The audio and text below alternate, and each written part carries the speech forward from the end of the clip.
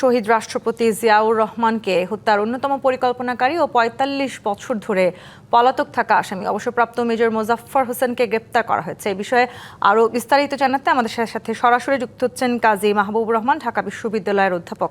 আমরা তার সাথে যুক্ত হতে চাই। কাজী মাহবুবুর রহমান, স্বাগত আপনাকে ডিবিসি নিউজে। যেটি বলছিলাম, ৪৫ বছর ধরে তিনি পলাতক থাকলেন এবং অবশেষে তাকে আজকে গ্রেফতার করা হয়েছে এবং তার আইনি প্রক্রিয়া শেষে কোর্ট মার্শালের জন্য সম্পন্ন করার জন্য সেনাবাহিনীর কাছে হস্তান্তর করা হয়েছে। এই পুরো বিচার প্রক্রিয়াটা আসলে সামনের দিকে কেমন হতে যাচ্ছে? আপনাকে অসংখ্য ধন্যবাদ। আসলে আপনার শেষ কথাটা দিয়ে শুরু করছি যে সেনাবাহিনীর কাছে হস্তান্তর করা হচ্ছে। আমার কাছে মনে হচ্ছে যে এটা এই যে প্রায় 4.5 দশক এই লম্বা সময়ের পরে এই ব্যক্তিকে মানে পাওয়া আমাদের প্রথমত হলো আমাদের গোয়েন্দা বাহিনীর দক্ষতার একটা প্রমাণ, সাফল্য। আর দ্বিতীয়ত হলো সরকারের একটা সাফল্য যে শহীদ রাষ্ট্রপতি জিয়া রহমানের প্রধান খুনিকে পাওয়া গেছে, যে অভিযুক্ত প্রধান খুনিকে পাওয়া গেছে। এখন কাজ হলো শুধুমাত্র সেনাবাহিনীর হাতেই তাকে হস্তান্তর করলে হবে না।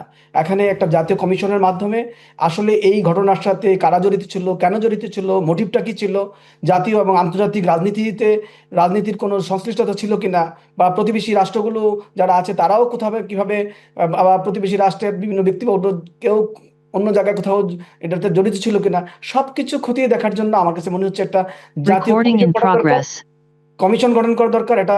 এখানে যদি একটা কমিশন গঠন করা হয় এবং এটা যদি জাতীয়ভাবে উদ্ঘাটন করা হয়, এই ব্যক্তির কাছ থেকে যে সকল তথ্যগুলো পাওয়া যাবে সেই তথ্যগুলো জাতির সামনে উন্মোচন করা প্রয়োজন, যে 4 দশক আগে কেন, কোন কারণে একজন সফল রাষ্ট্রপতিকে এইভাবে হত্যা করা হলো। জি কাজী মাহবুবুর রহমান, ঠিক এই জায়গাটিতেই আপনাকে আমি একটু প্রশ্ন করতে চাই। আপনি বলছেন যে জাতির সামনে আসলে এই পুরো বিষয়টিকে সামনে নিয়ে আসা উচিত, আইনি প্রক্রিয়া যখন চলছে তখন কি আসলে আমরা এই পুরো বিষয়টিকে জাতির সামনে নিয়ে আসতে পারবো, নাকি আসলে সেই সুযোগটি নেই এখন আপাতত? নগদ নিয়ে এলো হার নামানা হার অফার। সর্বনিম্ন 10,000 টাকা রেমিটেন্স নগদে পাঠালে থাকছে স্বর্ণের হার জেতার সুযোগ। আমার কাছে মনে হচ্ছে যদি আপনি একটা সিভিল কমিশন গঠন করেন জিয়া রহমান হত্যাকাণ্ডের জন্য, এটা করা যেতেই পারে।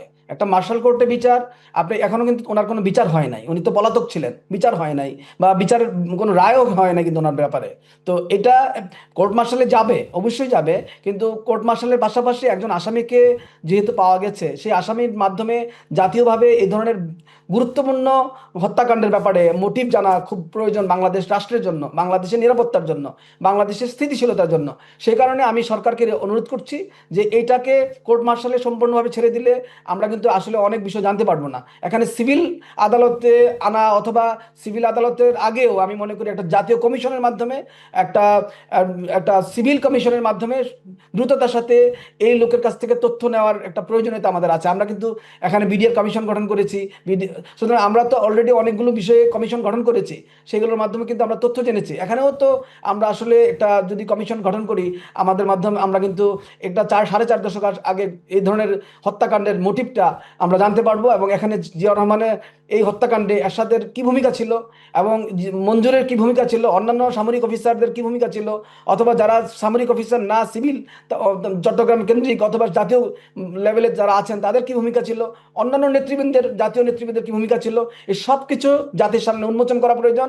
সরকারেরও জানা প্রয়োজন, আমাদের সাধারণ নাগরিক হিসেবে আমাদেরও জানা প্রয়োজন।